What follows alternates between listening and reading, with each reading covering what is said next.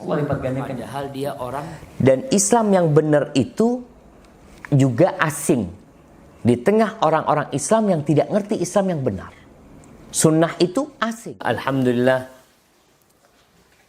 alladzi bi ni'matihi tatimmus shalihat. Segala puji bagi Allah Jalla Jalaluh yang karena nikmatnya kebaikan-kebaikan menjadi sempurna, yang karena rahmatnya niat-niat baik hamba dapat terlaksana. Allahumma salli wa sallim ala sayyidina Muhammadin wa ala alihi wa ashabihi ajma'in.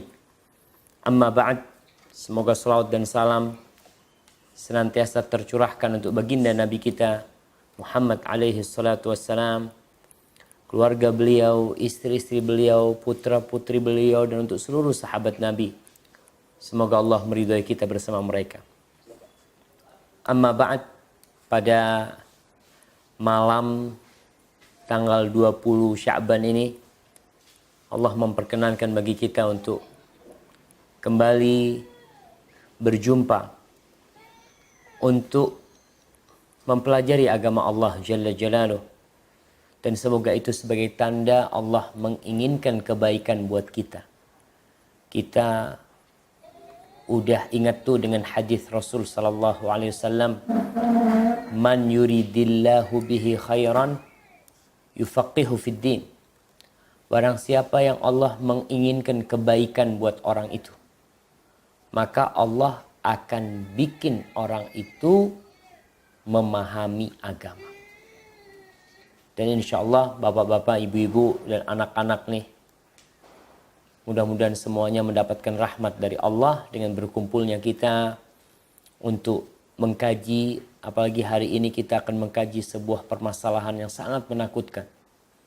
Penyakit yang bisa disembuhkan sebenarnya, tapi itu penyakit yang kata Allah Jalla Jalaluh, fi qulubihim maradun fazadahumullahu marada. Di hati orang-orang munafik itu ada penyakit. Dan penyakit itu bukan malah sembuh, bahkan Allah menambah atas penyakit yang ada pada diri mereka. Dan kemunafikan adalah dosa yang tak termaafkan. Lebih bahaya dari kekufuran itu sendiri. Bahayanya lebih dahsyat bagi umat Islam. Karena sejatinya orang-orang munafik, mereka menampakkan keimanan, tapi sejatinya mereka adalah orang-orang kafir. Oleh karena itu, di surat An-Nisa ayat 145. Surat An-Nisa ayat 145. Coba dibaca.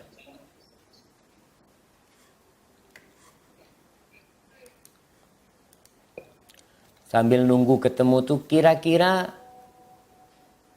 orang-orang munafik di daerah kita banyak enggak? Dan semoga kita tidak termasuk ini dalamnya. Tapi jumlah mereka banyak. Dan mereka kadangkala tampak lebih Islam dari orang Islam. Tampak lebih Islam dari orang Islam. Makanya nanti kita akan membaca sedikit sebuah surat yang Allah turunkan dengan nama surat Al-Munafiqun. Surat orang-orang munafik. Bayangkan. Allah turunkan surat dalam Al-Quran Al-Karim bernama surat Al-Munafiqun. Tapi silahkan dibaca. An-Nisa ayat 145.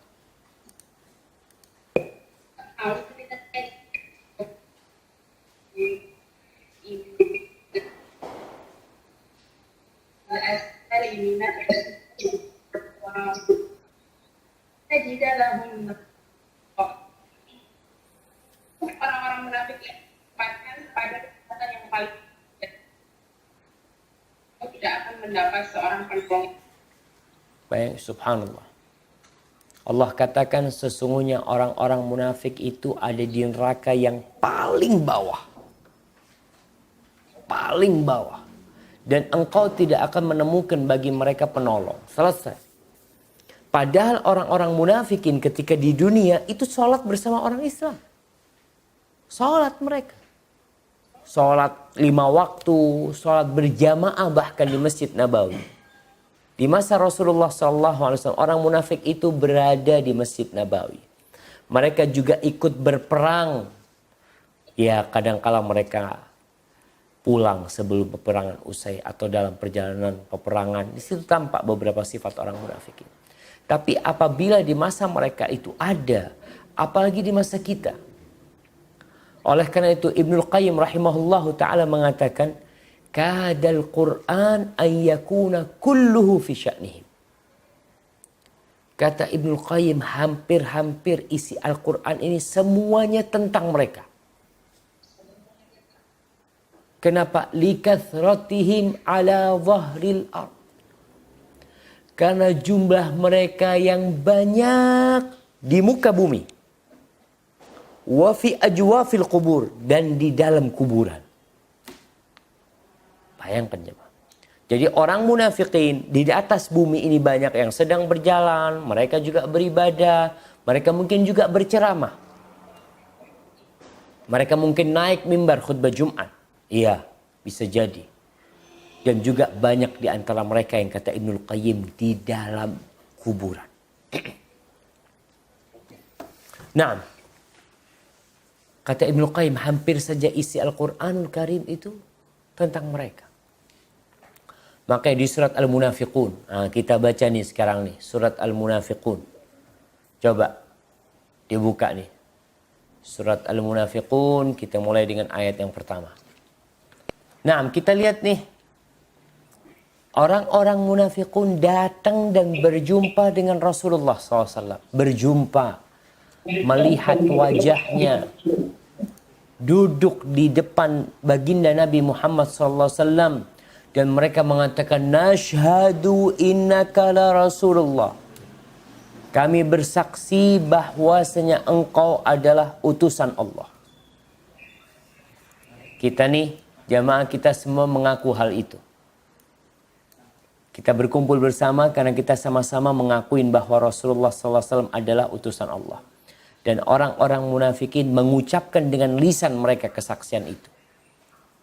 Dan kesaksian itu di depan Rasulullah SAW. Wallahu ya'lamu innaka la rasuluh.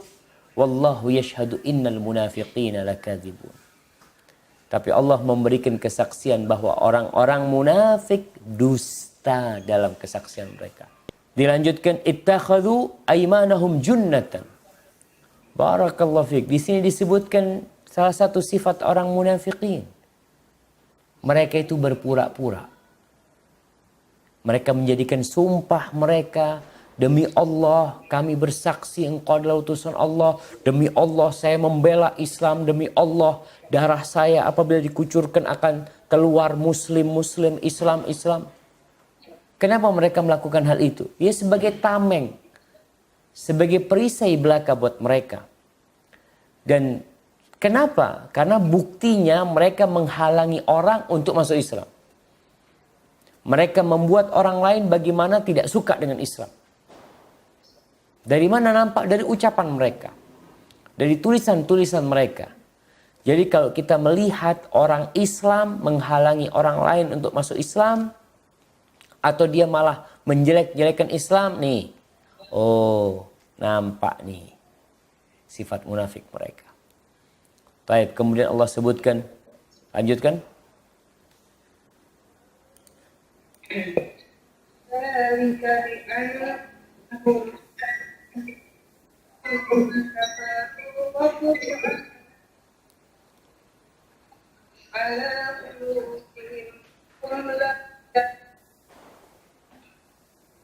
Yang demikian itu adalah karena bahwa sesungguhnya mereka telah beriman, kemudian menjadi kafir lagi, lalu hati mereka dihukum mati, karena itu mereka tidak dapat mengerti. Ini yang Allah sebutkan tentang mereka. Mereka beriman, iya. Artinya keimanan itu mereka ucapkan dengan lisan mereka. Lalu mereka kafir. Mereka datang memberikan kesaksian. Jamaah, kalau ini mereka melihat Rasulullah SAW. Bisa jadi seperti itu. Yakni bisa beriman kemudian kafir. Apalagi orang-orang yang tidak pernah berjumpa dengan Rasulullah SAW, yang dia tidak mengerti tentang ajaran Islam, yang dia hanya ya keluarganya Muslim, ya tetangganya Muslim, semua Muslim, dia menjadi orang Islam di tengah-tengah mereka. Ya kau beriman betul, tapi perlu dilihat apakah keimananmu tetap bersamamu atau kemudian kau jadi kafir. Dan Allah katakan di sini, Allah tutup hati mereka sehingga mereka tidak faham. Dia nggak faham kalau dia itu munafik. Dia pikir nggak ada masalah. Maka di sini di ayat yang selanjutnya Allah menjelaskan bagaimana ya perawakan mereka. Bagaimana gaya mereka berbicara. Subhanallah. Allah mengatakan wa idza ra'aitahum tu'jibuka ajsamuhum. Kalau kau melihat mereka, engkau akan takjub dengan fisik mereka. Jadi kalau bicara penampilan orang munafik, ya Masya Allah. Wa iyaqulu tasma' liqaulihim. Kalau mereka ngomong, engkau itu jadi terpana dan terkesima dengan omongan mereka. Orang munafik ya. Jadi disebutin ya orang munafik kalau ngomong, Masya Allah. Seakan-akan cuma dia yang Islamnya yang benar. Padahal mereka dusta belaka. Maka di sini Allah mengatakan ya, setelah memberikan sifat mereka, Allah mengatakan humul adu fahdharhum. Mereka itu yang sebenarnya musuh. Kalian hati-hati sama mereka. Qatalahumullah anna yufakun. Semoga Allah membinasakan mereka dimanapun mereka berada dan bagaimana mereka bisa melakukan dusta seperti itu. Di surat Al-Baqarah ayat 16 Allah mengatakan tentang orang-orang munafikin, ulaika alladzina ishtarawud dhalalata bil huda. Orang-orang munafik itu mereka membeli kesesatan. Mereka membeli kesesatan. Terus pakai apa mereka membeli kesesatan? Bayarnya itu hidayah yang sudah datang kepada mereka. Mereka melihat Al-Quran turun.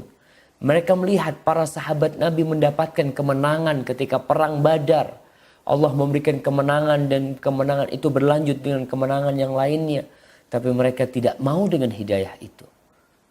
Mereka jual hidayah itu dan mereka membeli kesesatan. Maka kata Allah, "Fama rabihat tijaratuhum wa ma kanu muhtadin."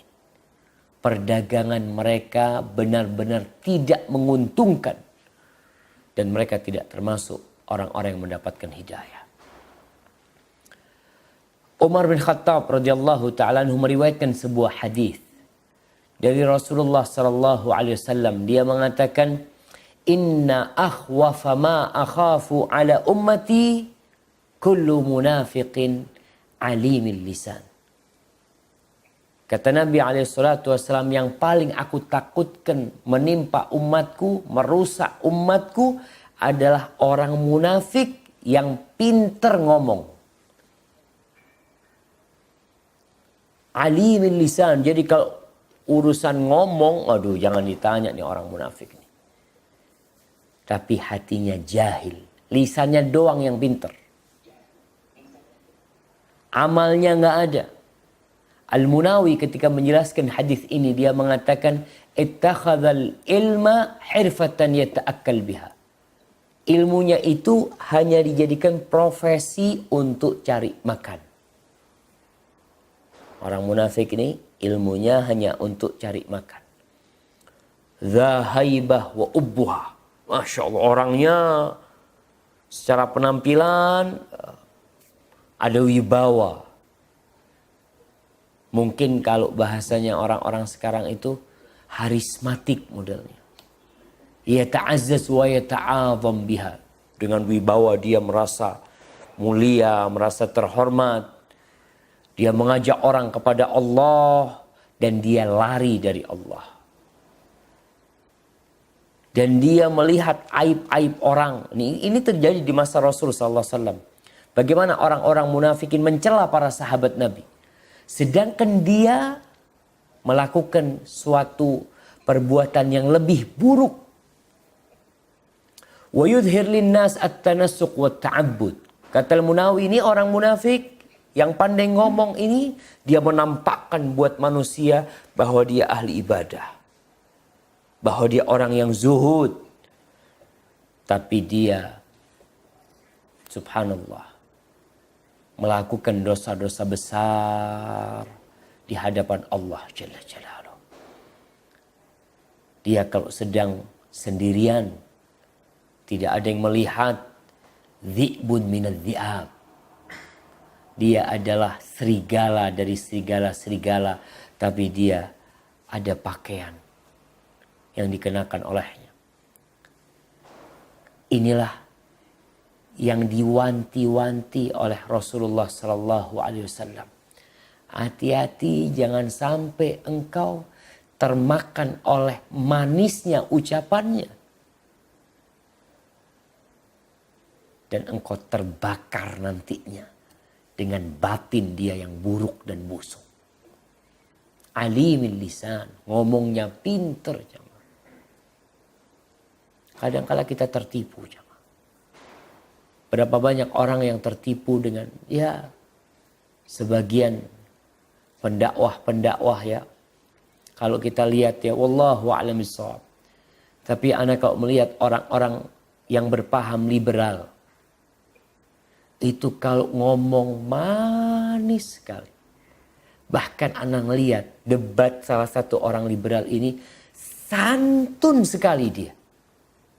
Dia itu menjawab dengan senyum, Allahu Akbar. Mau nggak mau, orang nih yang melihat seperti itu, dia akan terpengaruh gitu. Masya Allah, kayaknya yang benar yang ini nih. Kau lihat gaya bicaranya, senyumnya, tidak temperamen orangnya, kayaknya ini yang benar. Ini yang ditakutkan oleh Rasulullah Sallallahu Alaihi Wasallam. Dan para jamaah, kemunafikan itu ada dua. Supaya kita faham nih. Kemarin di Jakarta ada wacana. Ada wacana tidak mensolati pendukung Ahok. Ingat, mereka tidak mau mensolatin orang munafik. Sampai di beberapa masjid kita tidak menerima jenazah orang yang mendukung Ahok atau orang-orang munafikin menurut mereka. Kita harus paham bahwasanya kemunafikan ini yang ada dalam hadis-hadis Rasul sallallahu alaihi wasallam, dalam beberapa ayat Al-Qur'anul Karim, itu ada munafik yang besar yang disebut an-nifaq al-akbar dan ada an-nifaq al-asghar. Seperti kesyirikan. Syirik itu ada syirik akbar, ada syirik asghar. Jadi ada syirik besar, ada syirik kecil. Begitu pula dengan kemunafikan. Tapi kalau ayat-ayat yang tadi kita baca sebenarnya itu pada kemunafikan yang besar. Adapun syirik yang besar adalah orang yang menampakkan keislaman dan dalam hatinya sebenarnya dia tidak beriman. Sebenarnya dia itu kufur. Tapi gimana kita hidup di negeri Islam? Kita hidup dengan masyarakat muslim. Mau tidak mau kita harus menampakkan keislaman. Walaupun dalam hatinya aku sebenarnya sih Islam, mau kafir, mau Nasrani, mau Yahudi. Nggak ada urusan sama dia. Makanya kita lihat sebagian orang, ya diantaranya adalah mereka yang berpandangan bahwa semua agama itu sama. Artinya nggak ada beban buat dia. Mau hari ini dia Islam, mau besok dia jadi Yahudi, mau lusa dia jadi Nasrani, ya nggak ada masalah. Cuma lingkunganku Islam, ya aku Islam lah. Jadi dia itu seperti bunglon yang mewarnai dirinya dengan warna lingkungannya. Tapi jati diri dia itu tetap nggak berubah, dia bunglon. Begitu pula orang munafik yang nifakul akbar ini, nifak yang besar ini, dia itu menampakkan keimanan dan menyembunyikan kekufuran. Adapun nifak yang kecil, ya perbedaan antara antara yang dia sembunyikan di dalam hati dan yang ditampakkan dalam hal-hal yang wajib umpamanya. Ini masyhur di antara para ulama, seperti contohnya tanda-tanda munafik ya dalam hadis Nabi Muhammad SAW. Idza haddatsa kadzab, kalau dia berbicara dusta. Dia berbicara dusta. Ini tanda munafik. Tapi apakah orang yang berbicara kemudian dusta, dia jadi nifak yang besar? Enggak. Dia ada kemunafikan kecil, tapi bahaya nih kemunafikan yang kecil. Wa idza wa'ada akhlaf. Kalau dia berjanji, dia ingkar janji. Ini sifat orang munafikin. Wa idza tumina khana. Apabila dia dikasih amanat, dia berkhianat. Di sini para ulama menjelaskan bahwasanya kemunafikan yang kecil, yang tadi kita sebutkan tanda-tandanya kalau bicara dusta, dia tidak menyembunyikan kekufuran. Dia tidak menyembunyikan kekufuran. Dia beriman. Dia yakin dengan Allah. Dia yakin dengan hari akhir. Dia yakin hanya Islam agama yang benar dan semua agama Allah tolak. Dia yakin dengan semua itu. Cuma ya dia mungkin karena kebiasaan berbohong ya. Dia akhirnya kalau ngomong suka berbohong, kalau jualan kadang kala nipu. Itu termasuk sifat munafikin. Tapi tidak sampai mengeluarkan dia dari Islam. Karena memang dia muslim dalam dirinya. Tidak seperti nifak yang besar tadi. Namun para ulama menjelaskan nifak kecil ini perantara yang mengantarkan kepada nifak yang besar. Sebagaimana kemaksiatan itu adalah tukang pos yang mengantarkan kepada kekufuran. Orang yang terus-terusan berbuat dosa. Nggak berhenti-berhenti dia berbuat dosa. Bisa jadi itu imannya dicabut ketika dia mati.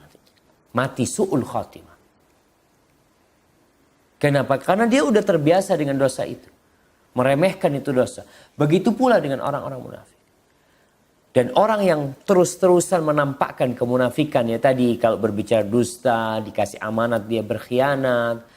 Kemudian berjanji dia ingkar janji. Maka lama-kelamaan takut nanti imannya dicabut. Dia jadi munafik yang sejati nanti. Yang pura-pura Islam akhirnya. Jadi kalau kita bicara munafik yang besar ini adalah munafik yang pura-pura Islam. Dia sebenarnya orang kafir. Karena lingkungannya Islam ya dia pakai baju Islam. Kalau lingkungannya kafir mungkin dia sama orang-orang kafir. Makanya di masa Rasul SAW Allah sebutkan orang-orang munafikin ini. Kalau lagi berkumpul sama Nabi Muhammad SAW yang diomongkan tentang keimanan ya. Mukmin dia. Ketika berkumpul dengan Nabi Muhammad SAW. Tapi ketika pulang. Lalu dia bergabung dengan orang-orang kafir. Apa kata mereka? Innama nahnu mustahziun. Kita ini cuma main-main sama orang-orang Islam itu. Kita ini bersama kalian. Kita udah paham nih. Allah mencela kemunafikan. Kita paham macam-macam kemunafikan. Yang ketiga, setelah kita mendengar dan memahami, kita takut nggak termasuk orang-orang munafik? Atau kita malah merasa aman? Hasan al-Basri radhiyallahu ta'ala anhu mengatakan, la ya'manuhu illa munafik. Orang yang merasa aman dari sifat kemunafikan, kalau anak mah nggak kayak gitu mau Ustaz. Anak mah mukmin. Yang kayak gini ini malah bisa jadi dia munafik. Orang kayak gitu bisa jadi dia yang munafik. Wala yakhafu illa mu'min. Tapi orang yang takut, ya Allah, jangan-jangan aku termasuk dari orang munafik ya Allah. Aku selama ini apa benar keimananku kepadamu ya Allah. Hanzalah, sahabat Nabi yang meninggal ketika perang Uhud. Hanzalah ini meninggal dalam kondisi junub. Tewas pada waktu perang Uhud dalam kondisi junub. Dan dia dimandikan oleh para malaikat. Dia itu ditemukan di tempat yang agak tinggi di daerah perang Uhud sana. Di dekat Jabal Uhud. Dalam kondisi basah. Subhanallah. Maka Nabi SAW mengatakan, tanyakan kepada keluarganya, kenapa nih Hanzalah? Ternyata dia keluar pada waktu perang itu dalam kondisi junub dan dia tewas. Maka dia dimandikan oleh para malaikat. Karena orang yang mati syahid sebenarnya tidak dimandikan. Dia tidak dimandikan, dia dikubur dalam darah-darah dia itu. Tapi karena Hanzalah dalam kondisi junub, maka malaikat yang memandikan Hanzalah. Hanzalah berkata, "Laqiyani Abu Bakar." Suatu hari Hanzalah ini keluar dari rumahnya, dia berjumpa sama Abu Bakar. Faqala kaifa anta ya Hanzalah? Hanzalah ngomong sama Abu Bakar. Nafaqa Hanzalah. Kau gimana kabarmu? Kata Hanzalah, aku kayaknya munafik. Hanzalah mengatakan, aku kayaknya munafik. Qala subhanallah, ma taqul? Maka di sini Abu Bakar mengatakan, Maha suci Allah, apa yang kau katakan? Kau mengatakan kau munafik. Katanya Hanzalah, nakunu inda Rasulillah sallallahu alaihi wasallam yudzakkiruna bin nar wal jannah ka'anna ra'ya 'ain. Fa idza kharajna min 'indi Rasulillah sallallahu alaihi wasallam afasna al-azwaj wal aulad wad dai'at fanasina katsiran. Kata Hanzalah, kita nih Abu Bakar nih, kita kalau duduk bersama Rasulullah sallallahu alaihi wasallam dan Nabi mengingatkan kita kepada neraka, mengingatkan kita kepada surga, kita itu seakan-akan melihat tuh surga dan neraka. Kita lihat tuh, sehingga kita semangat beribadah. Tapi kalau kita udah keluar dari tempat Nabi SAW, kita kumpul sama keluarga, kumpul sama anak-anak, sibuk sama pekerjaan, kita jadi lupa sama neraka, kita jadi lupa sama surga. Kita udah sibuk dengan dunia kita. Kayaknya kita nih anak nih munafik, katanya Hanzalah. Apa kata Abu Bakar? Qala Abu Bakar, fa wallahi inna la nalqa mithla dzalik. Kata Abu Bakar, ya kalau kau ngomong kayak gitu, kita nih sama, kata. Kalau gitu kita yuk berjumpa ke Rasulullah SAW. Maka pergilah Hanzalah bersama Abu Bakar menjumpai Rasulullah SAW.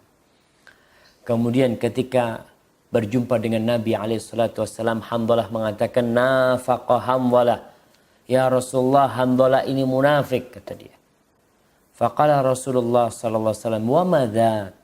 Apa-apa nih? Kau ngomong munafik itu apa maksudnya? Lalu Hanzalah cerita.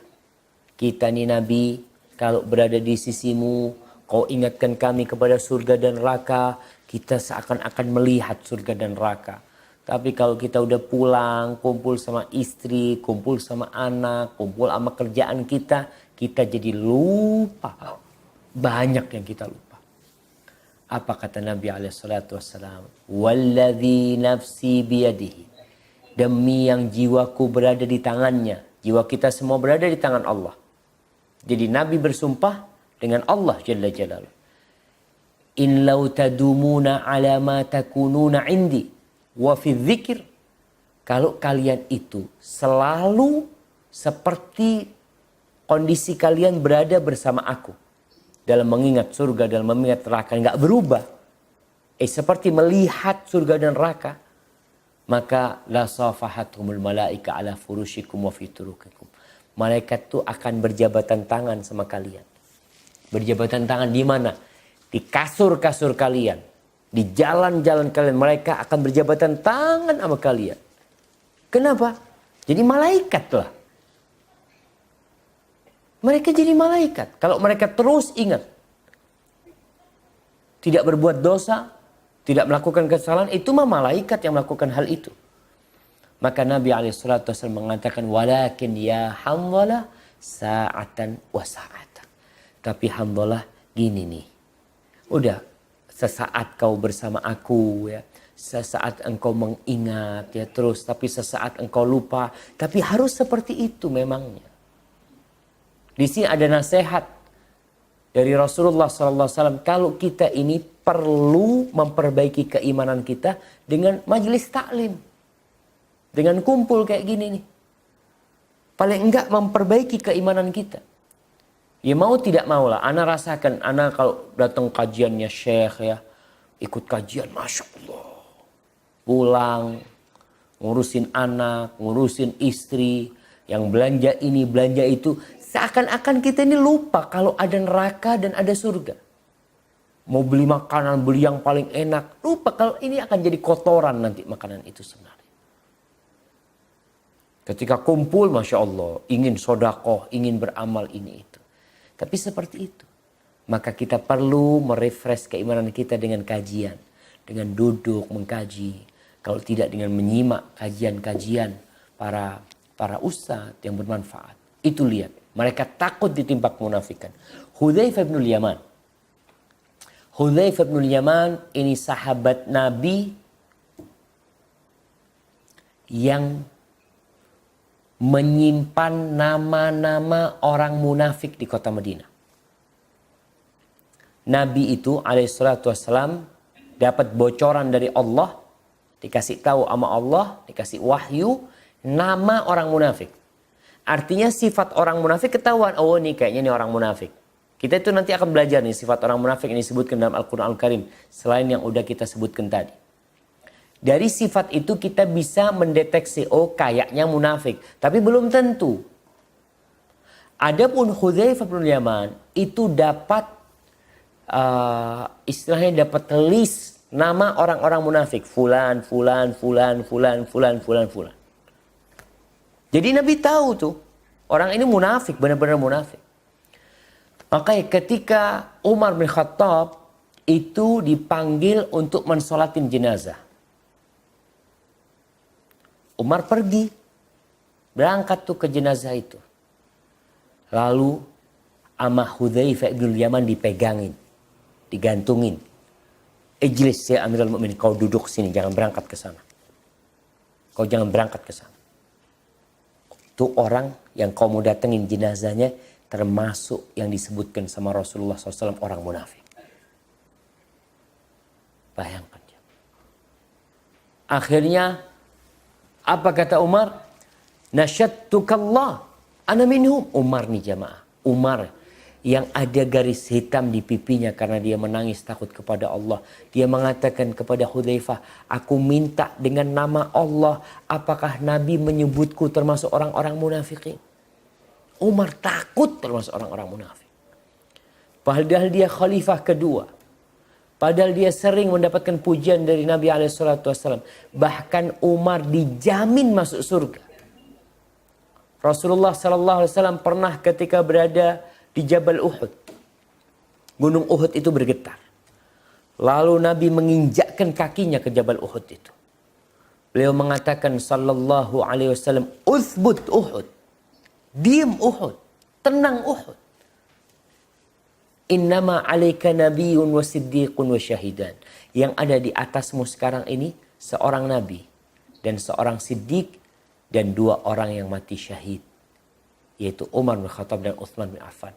Itu aja Umar masih takut dia termasuk orang-orang munafikin. Kalau Umar takut apalagi kita. Kita harus lebih takut. Jangan-jangan sholat kita hanya pura-pura. Kita hanya mengharapkan pujian dari orang. Kita hanya ingin dia tetap disebut muslim. Karena lingkungan kita Islam. Seperti itu jemaah Umar bin Khattab. Ibn Abi Mulaikah. Ibnu Abi Mulaikah ini seorang tabi'in. Dia mengatakan, adraktu 30 min ashabin Nabi sallallahu alaihi wasallam. Kata Ibn Abi Mulaikah, aku berjumpa dengan 30 dari sahabat Rasulullah sallallahu alaihi wasallam. Dia tabi'in. Tapi dia sudah berjumpa dengan 70 dari sahabat Rasulullah sallallahu alaihi wasallam. Kulluhum yakhafu ala nafsihi nifaq. Semuanya itu yang aku jumpain. Dia berjumpa dengan Aisyah, dengan dengan Utsman bin Affan ya, dengan sahabat-sahabat yang besar dia jumpai enggak salah. Dia mengatakan semuanya itu takut ditimpa kemunafikan. Itu Ibn Abi Mulaikah. Tidak ada satupun di antara mereka yang mengatakan imanku seperti imannya Jibril. Imanku seperti imannya Mikail. Nggak ada jamaah. Maka ahibati fillah, kita perlu merujuk. Ya paling tidak kita perlu mendeteksi diri kita. Jangan-jangan kita termasuk orang-orang munafikin. Dan ucapan Ibn Abi Mulaika ini juga diucapkan oleh para tabi'in yang lainnya. Al-Mu'alli bin Ziyad mengatakan, Sami'tul Hasan yahlifu fi hadzal masjid. Aku mendengar Hasan Al-Basri, seorang tabi'in. Dia mengatakan dia bersumpah di masjid ini. Billahilladzi la ilaha illahu. Dengan nama Allah yang tiada yang berhak disembah kecuali dia. Ma madha mu'minun qat wala baqiya illa huwa minan nifaqi musyfiq. Tidak ada satu orang mukmin, satupun orang yang beriman yang tersisa kecuali dia itu takut tertimpa kemunafikan. Jadi takut munafik ini sifat orang mukmin. Wala madha munafiqun qat wala baqi. Tidak ada orang munafik yang sudah berlalu atau yang masih ada illa wa huwa minan nifaq. Amin. Kecuali orang munafik itu merasa aku mah enggak munafik. Merasa aman. Dia tidak takut kalau dia itu munafik. Jadi di sini kita lihat Hasan Al-Basri, seorang tabi'in yang berjumpa dengan para sahabat Nabi. Hasan Al-Basri ini lahir 2 tahun dari sisa kekhilafaan Umar bin Khattab. Kira-kira dia lahir pada tahun 21 Hijriah. Dia berjumpa dengan Umar bin Khattab, tapi ketika umurnya masih 2 tahun. Berjumpa dengan Uthman, berjumpa dengan Ali, berjumpa dengan Abu Hurairah, berjumpa dengan ulama-ulama dari para sahabat, Abdullah bin Umar, Abdullah bin Mas'ud, Abdullah bin Abbas, berjumpa dengan mereka.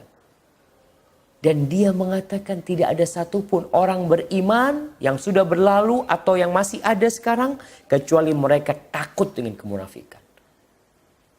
Karena munafik ini tersembunyi jamaah. Maka ahibati fillah, apa sifat-sifat munafikin? Selain yang disebutkan, Allah sebutkan di surat Al-Baqarah ayat 13. Di surah Al-Baqarah ayat 13. Nah, ini orang-orang munafikin seperti itu. Hati mereka ada penyakit dan Allah tambah penyakit mereka. Mereka mengatakan beriman dengan Allah dan hari akhir, tapi mereka tidak beriman. Masya Allah. Ini orang-orang munafikin. Kalau dikatakan jangan merusak, kita tidak merusak. Kita memberikan pencerahan. Kita ingin memperbaiki. Kita ingin memberikan perbaikan kepada umat. Kita ingin membuat umat ini jadi sadar bagaimana seharusnya mereka bertindak. Antum mungkin akan dengar yang seperti itu dari orang-orang, na'udzubillah, orang-orang munafikin. Dikatakan kau jangan merusak. Aku tidak merusak agama, aku sedang memperbaiki agama. Contohnya nih, mereka yang memberikan fatwa umpamanya. Memberikan fatwa bahwasanya homoseksual itu boleh. Ini yang memberikan fatwa seorang profesor doktor dalam tafsir Al-Quranul Karim.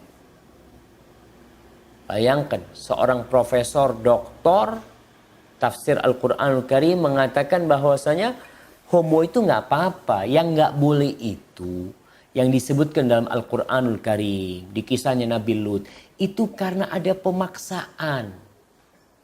Kalau suka sama suka nggak apa-apa, kata dia. Bayangkan. Ketika ditegur, kita ingin memberikan perbaikan supaya nggak salah faham orang-orang. Ini ciptaan Allah nih juga nih. Allah yang memberikan kepada dia naluri. Dia nggak suka sama perempuan. Mau gimana? Mau dipaksa untuk suka sama perempuan? Bayangkan. Kalau ngomong, pinter ngomong.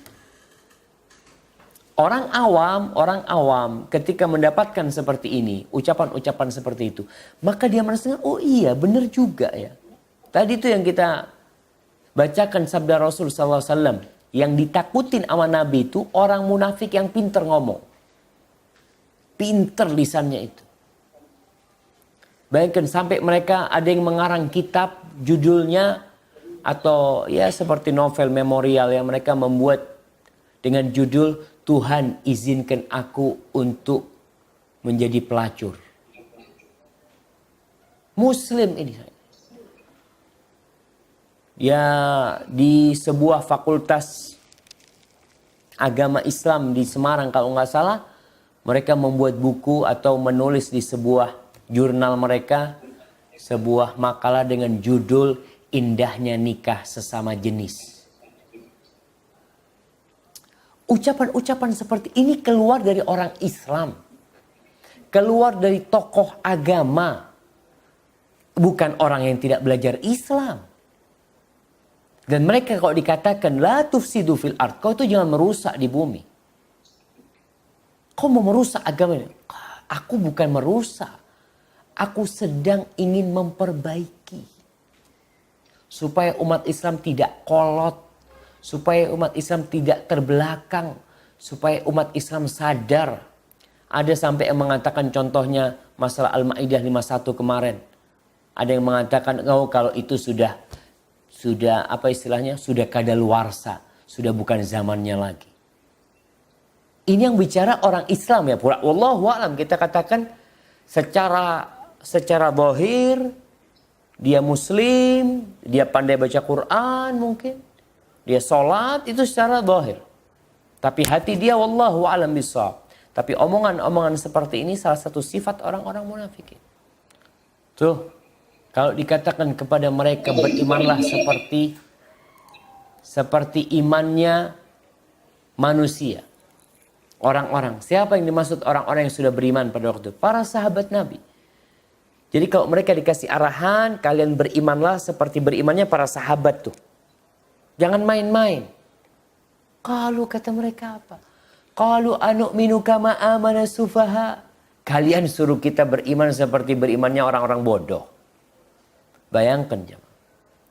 Maka di sini kalau ada orang-orang yang melihat atau menilai para sahabat Nabi itu orang-orang yang bodoh, orang-orang yang tidak faham, dia yang lebih faham dengan hukum, dia yang lebih pandai untuk berijtihad, menyimpulkan sebuah hukum dari ayat-ayat Al-Quran Karim. Apa kata Allah? Ala innahum humus sufaha. Mereka itu orang-orang bodoh yang sebenarnya. Walakin la ya'lamun. Tapi mereka tidak tahu kalau mereka yang bodoh.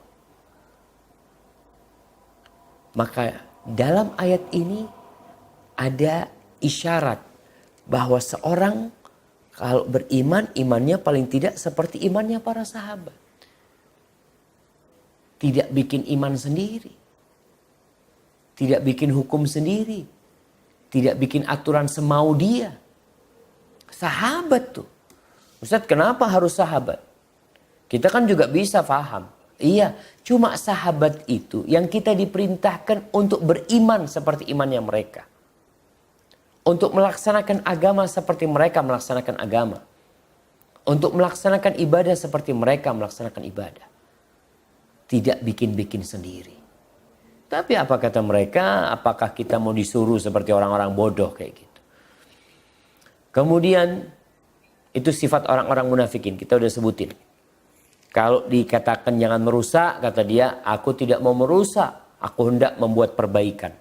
Kalau dikatakan berimanlah seperti imannya para sahabat, kata mereka, apakah kita mau beriman seperti imannya orang-orang yang bodoh? Artinya mereka meremehkan para sahabat Nabi. Itu ciri-ciri orang munafik. Yang ketiga, di surat At-Taubah ayat 50. Di surat At-Taubah ayat 50. Nih sifat orang munafik yang selanjutnya. Allah katakan, kalau engkau dapat kebaikan mereka nggak suka. Jadi kalau ada orang Islam tidak suka dengan kemenangan umat Islam, tidak suka dengan kejayaan umat Islam, ini munafik nih. Sifat ini ada pada diri dia. Jadi ketika para sahabat perang dan menang, mereka pulang bawa rampasan perang, itu yang sakit hati orang-orang munafikin. Sedih dia. Maka sebaliknya, kalau yang menang orang-orang kafir, maka dia bahagia. Kalau umat Islam yang kalah, umat Islam mendapatkan musibah, apa kata mereka? Kita memang sudah tahu, kita memang makanya kita nggak mau ikut perang, kata dia. dan mereka berpaling dalam kondisi berbahagia. Jamaah, fitnah,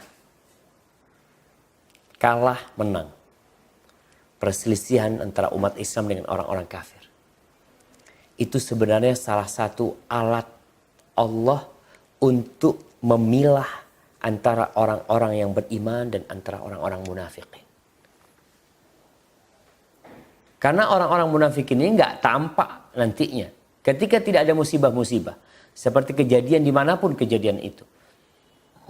Di masa Rasulullah SAW, di masa selanjutnya, atau di masa kita di Indonesia ini, kemarin kejadian umpamanya yang ribut antara pemilihan gubernur Jakarta, kemudian tampak di situ siapa yang bersama orang-orang Islam, siapa yang tidak bersama orang-orang Islam. Siapa yang sedih ketika umat Islam menang. Umat Islam menang malah dia bersedih. Ya udah, seperti kata Allah di surat At-Taubah. Kemudian sifat yang selanjutnya. Di surat At-Taubah juga ayat 64 dan 65 serta 66. Orang munafikin itu ketakutan akan terbongkar jati diri mereka. Mereka pada ketakutan. Mereka suka mencela, suka menghina, suka memperolok-olokkan agama Allah. Kata Allah, ya silahkan kalian lanjutkan. Allah akan keluarkan itu. Allah akan tampakkan apa yang kalian takutkan. Yakni akan dibongkar hakikat mereka. Akan ada satu peristiwa, akan ada satu surat Al-Munafiqin atau peristiwa-peristiwa yang datang sehingga menampakkan sejatinya kau itu munafik atau beriman. Orang-orang munafikin suka memperolok-olokkan. Ayat Allah dibikin guyonan. Allah dibikin guyonan. Nabi Muhammad SAW dibikin guyonan sama mereka. Dan kejadian ini pada waktu perang Tabuk. Pada tahun ke-9 Hijriah Rasulullah SAW berangkat ke Tabuk bersama 30.000 dari sahabatnya. Perang melawan Romawi. Berangkat dari Madinah, perang itu disebut Ghazwatul Usrah. Karena pada masa yang sulit buat para sahabat. Dalam perjalanan, ada orang-orang munafikin mengatakan, Ma'ara qurra'ana ha'ula illa arghabana butunan. Aku nggak ngelihat ya, kata dia, tuh orang-orang yang pandai baca Quran tuh, dari sahabat tuh.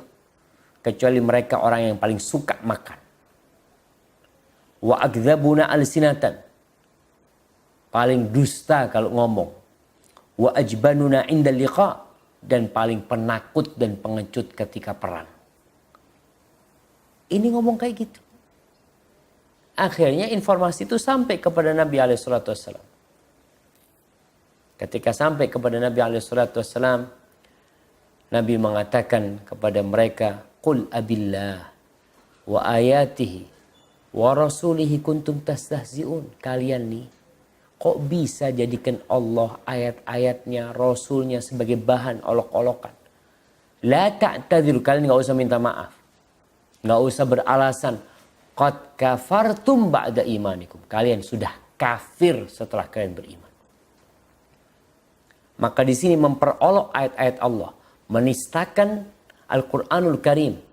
Menjadikan Nabi sebagai bahan ejekan SAW. Itu salah satu yang mengeluarkan seorang dari keislaman. Walaupun dia tetap Islam.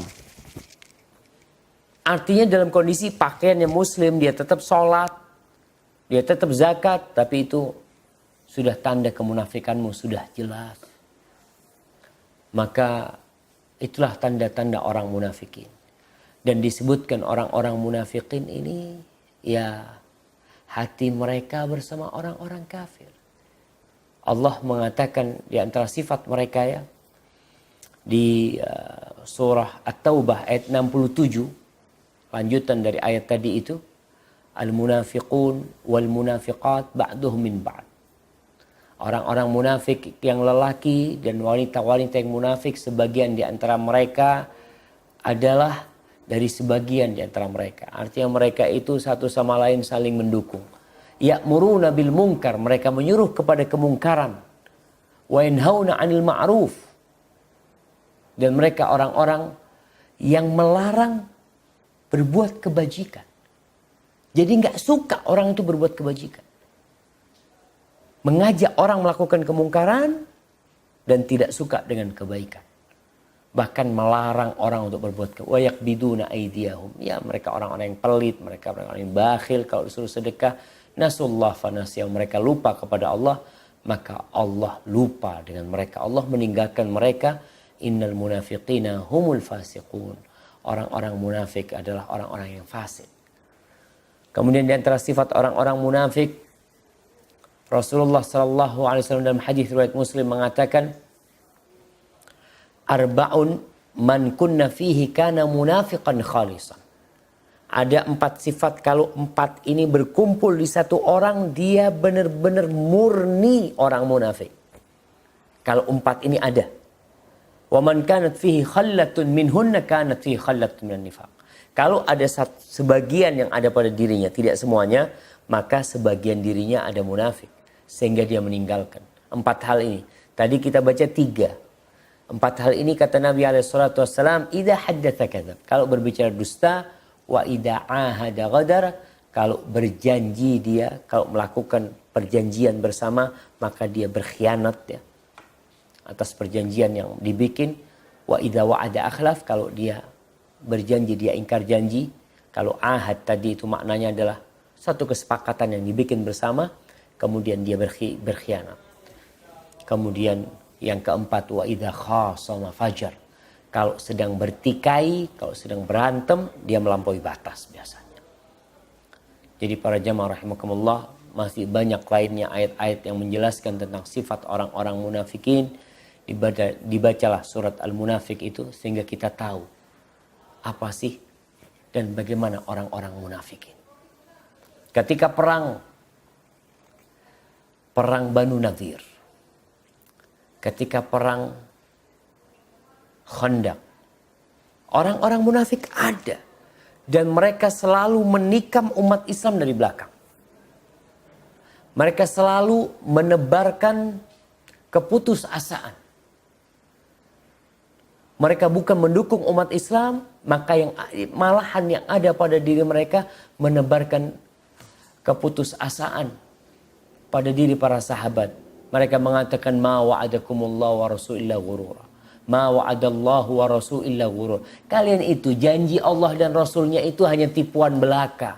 Yang katanya akan memberikan kemenangan, yang katanya akan memberikan harta rampasan perang, yang akan menaklukkan Romawi, yang akan menaklukkan Yaman, Persia.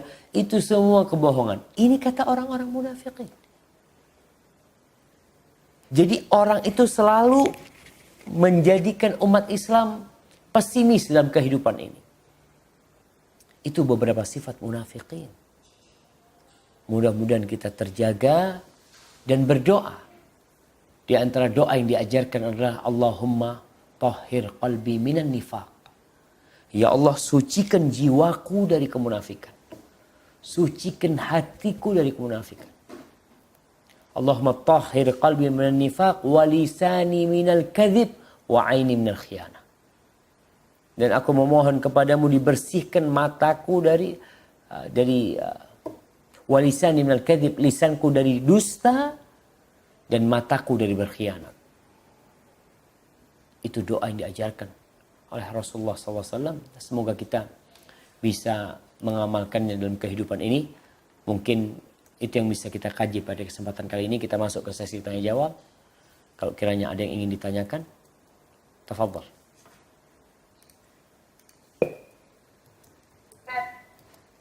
Jadi pertanyaan yang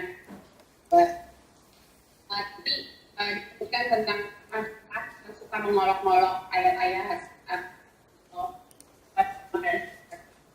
Kalau misalnya dulu gitu di candaan gitu Ustaz ya, niatnya sih memang bercanda gitu dan belum tahu, dan ternyata di Al-Quran bahwa dengan ayat akan dan tahu, dia nanya apakah dia perlu bersyahadat lagi Ustaz. Nah, yang sudah mengeluarkan dari Islam. iya. Barakallahu fiik. Ya, pertanyaan menarik sekali ya. Kadangkala bagaimana dengan orang yang melakukan tindakan yang dilarang dalam kondisi dia nggak tahu. Salah satunya adalah bercanda dengan ayat-ayat Allah, memperolok-olokkan ayat Allah dalam kondisi dia nggak tahu. Semoga hal itu menjadi dengan dia bertobat kepada Allah, dia memohon ampun kepada Allah, Allah menghapuskan dosanya. Apakah dia perlu bersyahadat? Kayaknya nggak perlu dia bersyahadat, tapi paling tidak dia banyak beristighfar dan memohon ampun kepada Allah Subhanahu wa taala. Karena tobat itu menghapuskan yang dahulu pernah dia lakukan, kesalahan-kesalahan dan dosa-dosa yang dia lakukan. Maka insya Allah cukup dengan dia tidak mengulangi. Kita tahu syarat taubat yang pertama dia menyesali, meninggalkan dan berniat untuk tidak mengulangi. Tapi tetap harus ada rasa takut. Karena jangan sampai orang ini kalau sudah bertobat, oh udah aku udah tobat, oh udah diampuni sama Allah. Allah tuh maha pengampun. Jangan. Karena kalau kita GR ya, merasa kayaknya udah diampuni sama Allah SWT. Iya, Allah itu maha pengampun. Tapi bisa jadi ada sesuatu pada dirimu yang Allah tidak mengampuni dosa. Maka perlu berhati-hati. Sehingga setiap muslim yang pernah melakukan dosa dan dia bertobat kepada Allah, hendaklah dia tetap cemas ya, harap-harap cemas. Dia berharap kepada Allah mengampuni dosanya, tapi tetap cemas, takut. Jangan sampai ternyata tobatnya tidak diterima sama Allah. Nah, barakallahu fikum.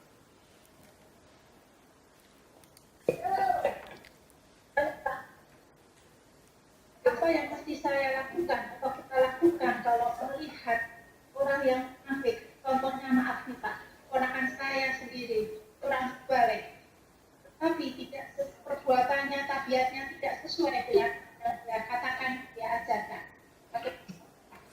Barakallahu fiik. Subhanallah jamaah ya. Iya. Ini yang ditakutkan ya Allah. Semoga Allah menjaga kita semua agar yang nampak dari diri kita itu seperti yang tersembunyi dari diri kita.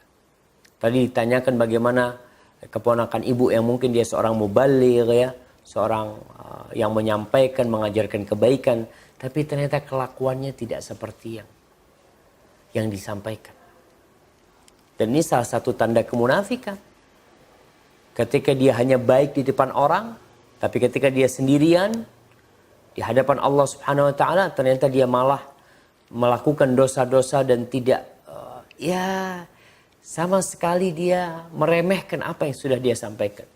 Allah mengatakan kabura maqtan 'indallah an taqulu ma la taf'alun. Adalah dosa yang besar di sisi Allah ketika engkau mengatakan apa yang tidak engkau lakukan.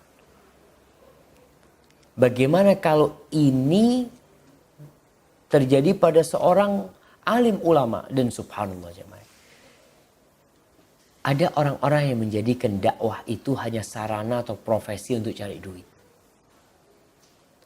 Bahkan ada seorang wanita yang pernah curhat sama ana di Jakarta ya. Dia datang ketika ana isi kajian. Dia ngomong, Ustaz, ana punya suami itu guru agama di SMA. Guru agama. Dia lulusan perguruan tinggi Islam negeri. Dia jadi guru agama Ustaz. Demi Allah Ustaz, dia tidak pernah sholat Ustaz. Bayangkan. Nggak sholat suami. Jadi guru agama itu hanya untuk cari duit. Ini sebagai profesi dia. Apa yang harus kita lakukan tatkala melihat orang seperti itu? Ya, yang disabdakan oleh Rasulullah SAW, ad-dinun nasiha, agama ini nasihat. Kita ini beragama Islam, maka kita punya kewajiban memberikan nasihat. Nasihat kepada siapa? Ya kepada umat Islam, kepada saudara-saudara kita. Dan apabila kita melihat kemungkaran, jangan dibiarkan kemungkaran itu. Yang bisa mengingkari kemungkaran dengan tangannya, dengan tangannya. Yang tidak bisa dengan lisannya. Yang tidak bisa dengan hatinya. Kalau kita Ustaz, anak udah ngomong berulang kali, cuma anak selalu kalah debat sama dia. Kadang-kadang seperti itu. Karena dia punya ilmu. Dia bisa membolak-balikkan sehingga kita yang nggak punya ilmu mau ngasih nasihat malah dikasih nasihat sama dia. Terus apa yang kita lakukan? Ya doakan. Semoga Allah memberikan hidayah kepada dia. Karena Allah yang membolak-balikkan hati dan Allah bisa membuat dia kembali beriman kepada Allah SWT. Hadza wallahu a'lam bissawab. Nah.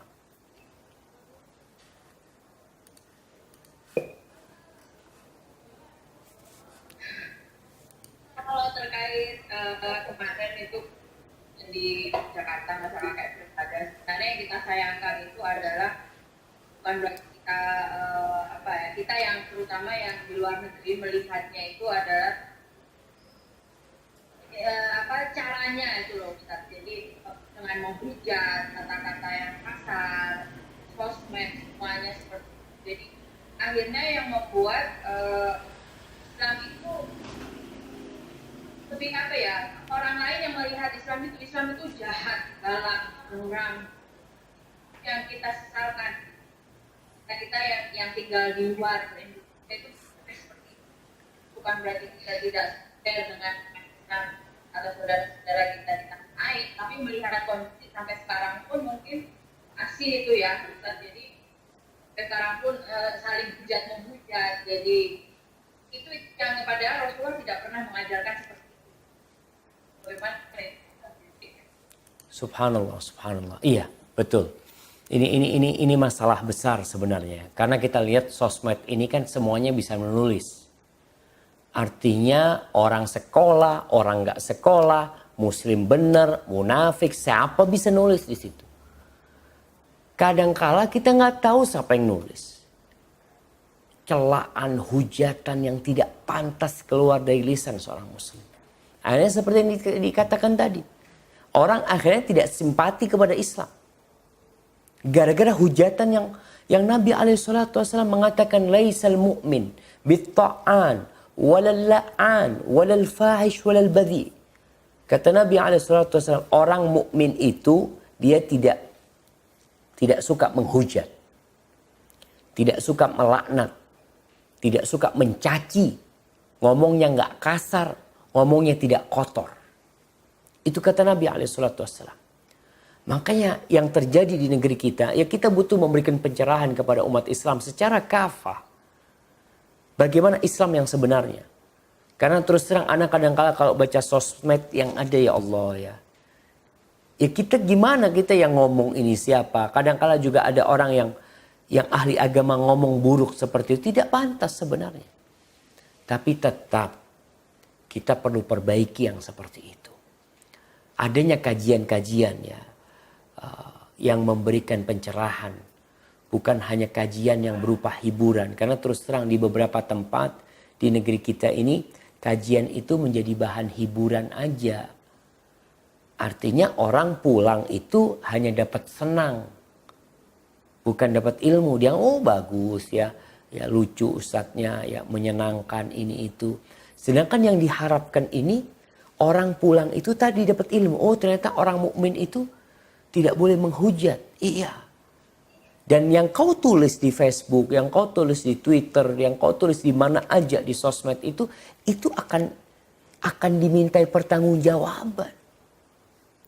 Makanya Rasul SAW mengatakan kepada Mu'ad bin Jabal, ketika beliau memberikan nasihat, Mu'ad ini bertanya kepada Nabi SAW tentang yang memasukkan surga dan menjauhkan Nabi neraka. Akhir dari kesimpulan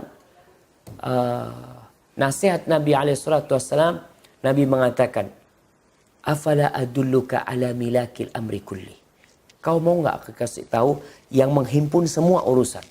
Insya Allah kau selamat tuh kalau kau jaga itu. Beliau memegang lisannya. Beliau mengatakan sallallahu amsik alaika hadza. Jaga lisanmu. Jaga lisanmu. Subhanallah.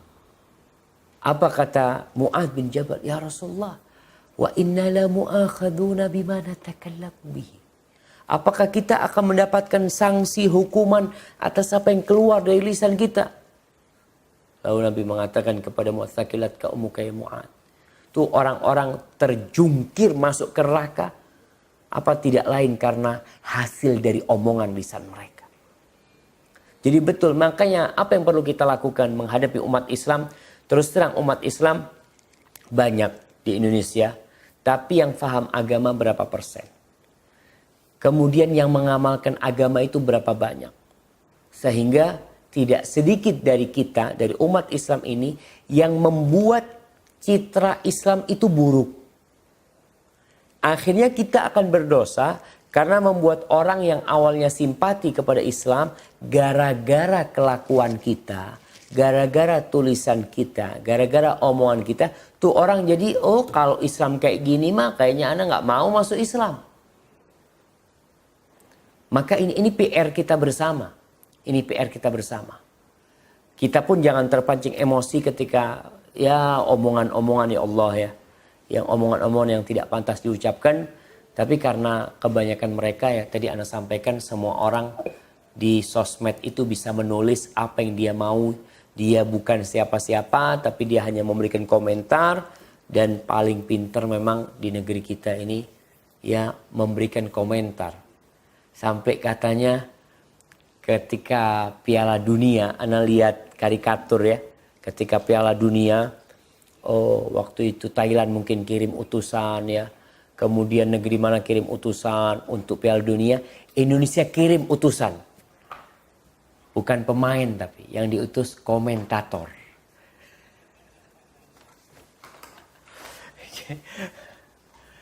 Saya barakallahu fiki.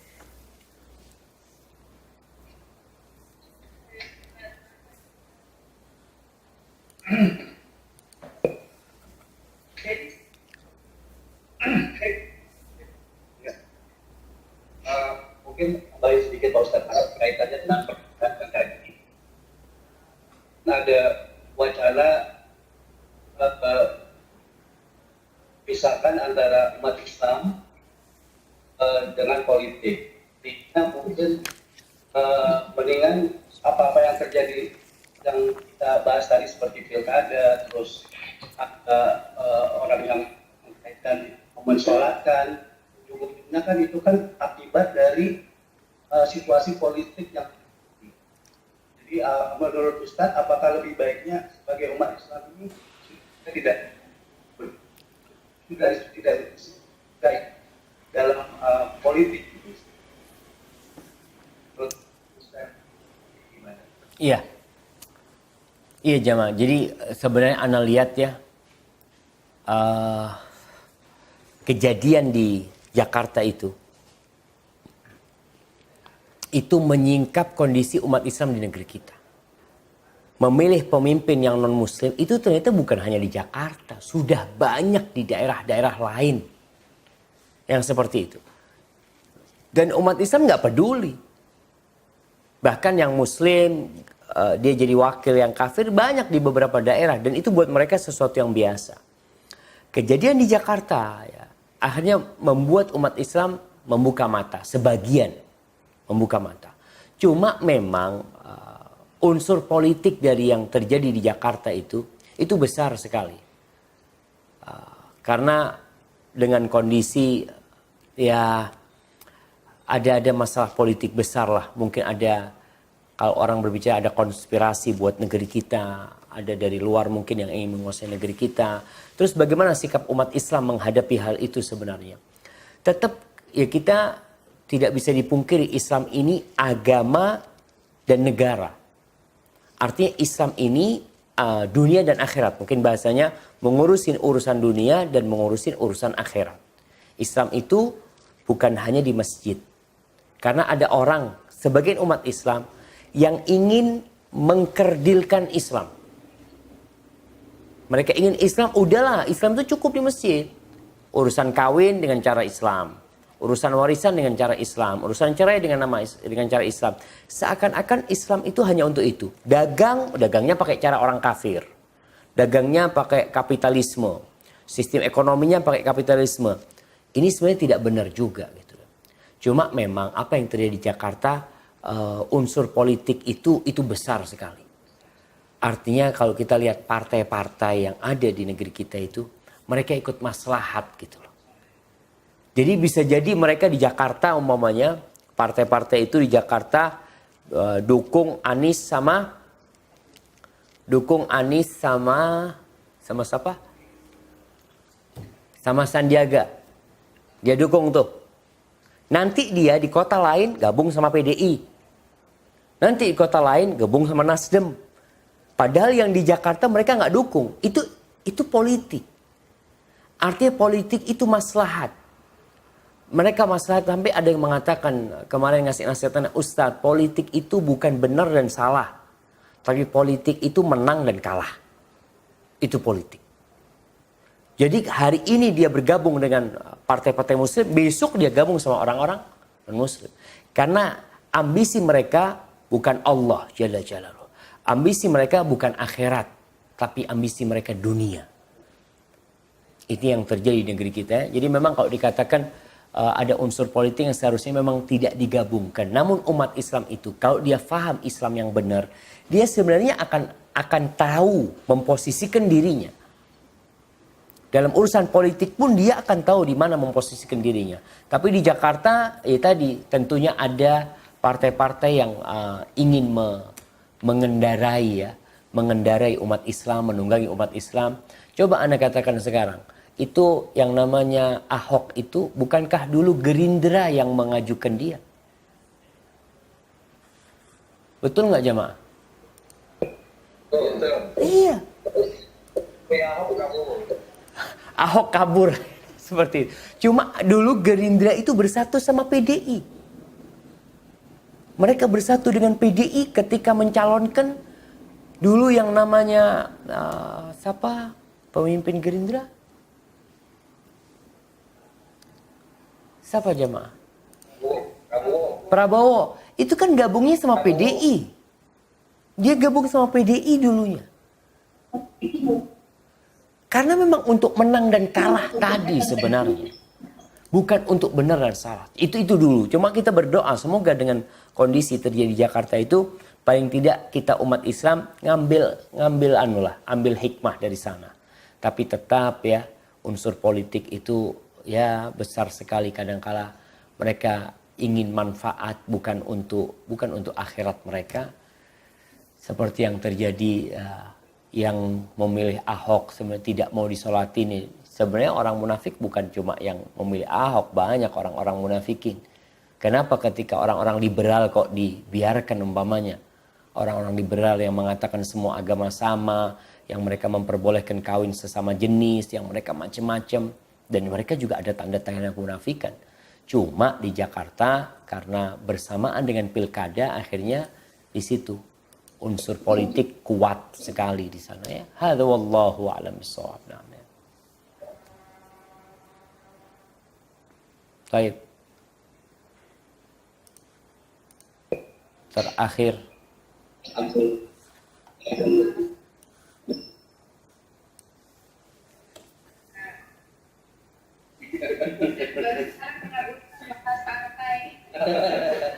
Kenapa? Mudah-mudahan di sosmed gak dikomenin jelek ke kajian Ustadz ini. Saya jarang dengar Ustadz bahas partai. Enggak benar-benar lah. Maksudnya ya wallahu a'lam ya. Kadangkala kita diem dikomentari, nggak diem ya dikomentari ya kita nggak akan selamat dari omongan manusia. Tapi memang itulah. Kita tetap berusaha untuk menjaga hal-hal yang mungkin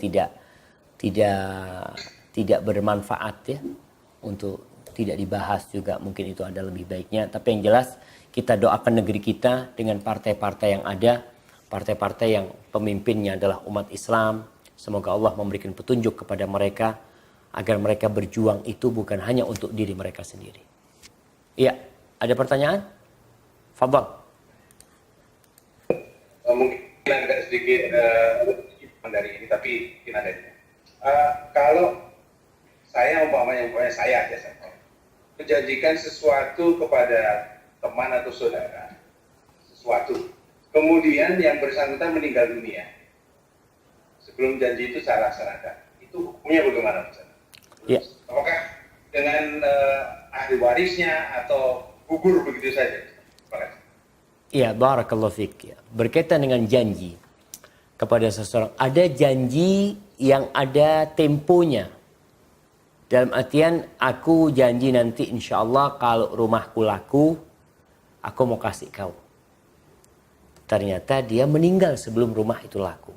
Bagaimana dengan janji itu? Maka janji itu tidak harus dilaksanakan. Itu tidak jatuh warisan gitu loh. Kepada ahli warisnya tidak. Karena itu bukan wasiat ya.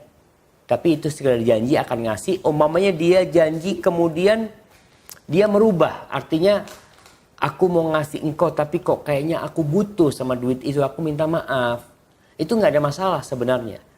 Dia bukan ingkar janji. Tapi kondisi yang membuat dia membatalkan janjinya itu. Kan ada orang yang memang janji dusta gitu. Dia memang tidak mau ngasih gitu. Cuma obral janji aja gitu. Tapi kita benar-benar mau ngasih. Cuma ada kondisi yang membuat kita membatalkan janji kita yang seperti itu. Jadi insya Allah nggak ada masalah ketika kita tidak melaksanakannya karena orang yang sudah meninggal dunia atau karena kondisi kita yang membuat kita tidak jadi gitu ya. Seperti itu. Baik. Mudah-mudahan itu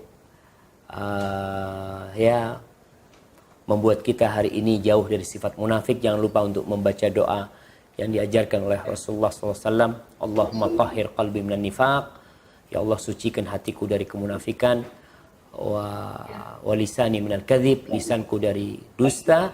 Wa aini minal khianah. Dan mataku dari berkhianat ya.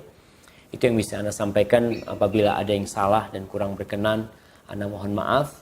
Yang benar dari Allah Jalla Jalaluhu, yang salah dari diri anak pribadi dan dari syaitan. Subhanakallahumma bihamdika asyhadu an la ilaha illa anta astaghfiruka wa atubu ilaik. Wassalamualaikum warahmatullahi wabarakatuh.